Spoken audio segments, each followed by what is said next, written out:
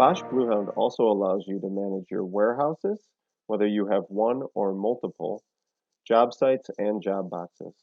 The warehouses allow you to add geofencing. This geofencing allows you to pinpoint where your warehouses are, as well as allows you to get notifications when your equipment enters or leaves the warehouse, as long as you have a Bluetooth tag assigned and a mobile app receiver in place.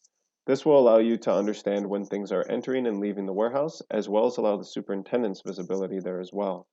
We do the same with job sites, so you can have multiple job sites within your account, and these job sites also have geofencing. When you assign a foreman to that job site, this foreman then gets notifications when their equipment enters or leaves the job site. Job boxes act as storage locations within the job site itself. So you can assign multiple pieces of equipment to a job box. This then allows you to tag the job box and get notifications as you walk by the job box on the site that your equipment is located inside that job box, streamlining the process of finding equipment and securing the site at the end of the day.